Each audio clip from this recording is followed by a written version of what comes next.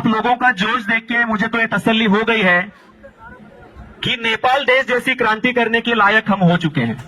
लेकिन एक फर्क है, नेपाल में जो क्रांति हुई वहां पर जैन जी लोगों ने की थी, ये भारत की क्रांति हम कैडर जी लोग करेंगे। उन युवाओं ने उनके देश की संसद को ही आग लगा दी और जो भ्रष्टाचार के सबूत संसद के अंदर पड़े हुए थे सब जल गए। तो इतने बेवकूफ तो हम लोग हैं नहीं।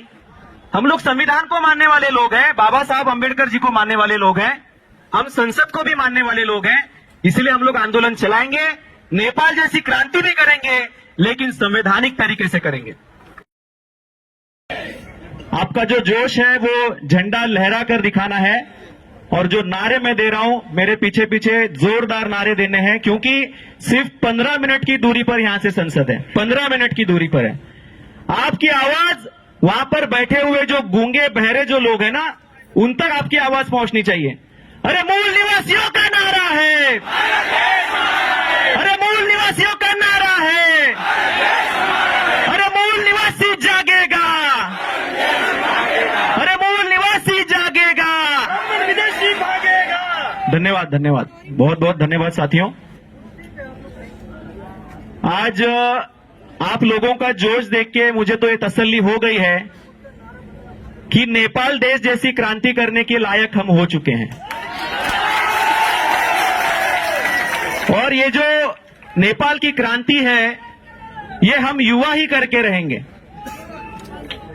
लेकिन एक फर्क है, नेपाल में जो क्रांति हुई वहां पर जैन जी लोगों ने की थी, ये भारत की क्रांति हम कैडर जी लोग करेंगे।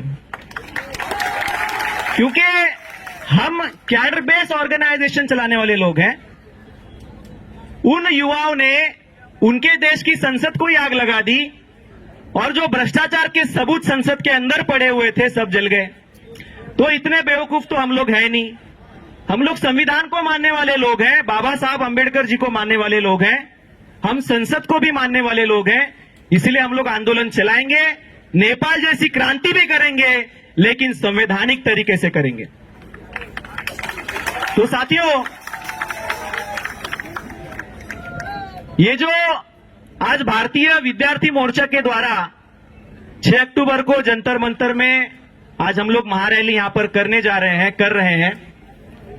और इस महारैली में जो हमारे विचार मंच पर उपस्थित सभी मान्यवर और आप सभी देश के कोने कोने से आए हुए साथियों का मैं यहां पर स्वागत करता हूं। साथियों, काफी महत्वपूर्ण बात है समझने के लिए कि आज इस देश में शिक्षा व्यवस्था का जो इतिहास है, ये एक बहुत बड़ा इतिहास है।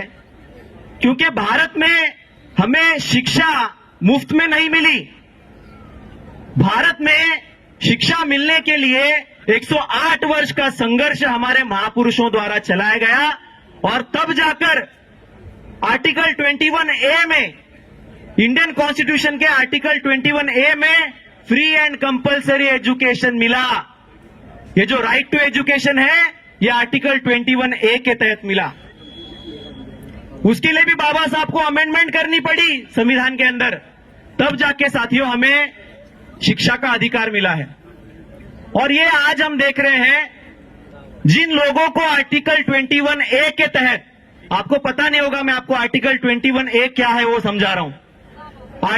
आर्टिकल 21A के तहत जो भी बच्चे जिनकी उम्र 6 से लेकर 14 साल तक है, उन सभी बच्चों को फ्री एंड कंपल्सरी एजुकेशन मिलना चाहिए। बहुजन नायक मान्यवर वामन मेश्राम साहब का आज के इस महारैली में जंतर मंतर पर आगमन हो चुका है। आप सभी से अनुरोध है कि सभी अपने जगह पर खड़े होकर झंडा लहराकर जोरदार नारा लीजिए, वोट 50 से, वोट 50 से, माननीय वामन मेश्राम साहब आगे बढ़ो, हम के साथ हैं। वामन मेश्राम साहब आप आगे बढ़ो, हम आपके साथ हैं। बहुत बहुत धन्यवाद। तो साथियों, सभी साथी अपने अपने जगह पर बैठ जाइए और जो मीडिया के साथी हैं, मीडिया के कर्मचारी हैं, कृपया आपसे अपील है, आप सभी लोग एक साइड में हो जाइए। आप सभी से अनुरोध है, कृपया एक साइड हो जाइए, कृपया मंच को घेर कर ना खड़े रहें। बीवीएफ वॉलेंटियर सभी लोगों को फिर से नीचे बिठाइए, क्योंकि हमें अनुशासन का पालन करना है। हम जितना अनुशासित तरीके से ये कार्यक्रम चलाएंगे उतना ज्यादा ये अच्छे तरीके से चल सकता है। सभी साथियों से अपील है, आप नीचे बैठ जाइए। अभी हमें साहब को भी सुनना है, हमारे राष्ट्रीय प्रभारी जी को भी सुनना है, हमें चौधरी विकास पटेल जी को भी सुनना है। तो इसीलिए आप सभी लोग अपने अपने जगह पर बैठ जाइए। आपका जो जोश और जुनून है वो कायम रखिए। मीडिया कर्मी, कृपया आपसे अनुरोध है, आप एक साइड में हो जाइए, प्लीज प्लीज एक साइड हो जाइए।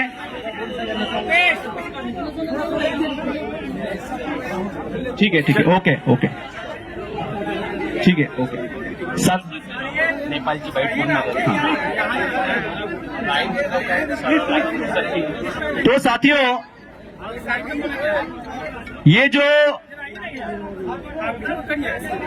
मैं आर्टिकल 21A के बारे में आपको समझा रहा था कि आर्टिकल 21A में लिखा गया है कि जो 6 साल की उम्र से लेकर 14 साल उम्र तक के जो बच्चे हैं उनको फ्री एंड कंपलसरी एजुकेशन दिया जाए, और ये जिम्मेदारी इंडियन कॉन्स्टिट्यूशन ने सरकार पर लगाई है। तो ये सरकार की जिम्मेदारी बनती है कि उम्र 6 से लेकर 14 तक सभी बच्चों को फ्री एंड कंपलसरी एजुकेशन दिया जाए। लेकिन यही वो सरकार है जो हमारे पास बजट नहीं है ये कहकर अब तक 90,000 सरकारी स्कूलों को बंद कर चुकी है, ताला लगा चुकी है। और इस सरकार के पास कुंभ मेले के लिए 7,500 करोड़ है। कुंभ मेला आयोजित करने के लिए 7,500 करोड़ है, लेकिन शिक्षा देने के लिए सरकार के पास तिजोरी में पैसे नहीं है। तो ये जो सरकार है ये शिक्षा विरोधी सरकार है, और इन्होंने 2020 में जो शिक्षा नीति लाई, इस शिक्षा नीति के तहत हमारे बच्चों को माध्यमिक शिक्षा से, उच्च शिक्षा से वंचित करने के लिए उन्होंने उसमें पॉलिसी बनाकर रखी है। तो इसीलिए साथियों, हमारे बच्चों को माध्यमिक और हायर एजुकेशन ना मिल सके, उनको जो बेसिक एजुकेशन है वो भी ना मिल सके, इसीलिए स्कूल मर्जिंग का नया नाटक किया जा रहा है। और इसके वजह साथियों, जो हमारे बच्चे SC ST OBC के जो बच्चे हैं जो स्कूलों में पढ़ रहे थे, उनकी शिक्षा समाप्त करने वाली एजुकेशन पॉलिसी है। इसीलिए साथियों, एजुकेशन पॉलिसी को हमारे देश में समाप्त करने के लिए सबसे बड़ा आंदोलन चलाने की जरूरत है। और ये आगाज भारतीय विद्यार्थी मोर्चा ने किया है, और इसीलिए जंतर मंतर पर आज हम लोग हजारों लोग यहाँ पर इकट्ठा हुए हैं, ताकि आने वाले समय में ऐसी कोई भी जो गैर संवैधानिक एजुकेशन पॉलिसी है वो इस देश में दोबारा ना बन सके। तो साथियों, मैं आखिरी बात आप सभी लोगों से कहना चाहूंगा, क्योंकि समय की कमी है।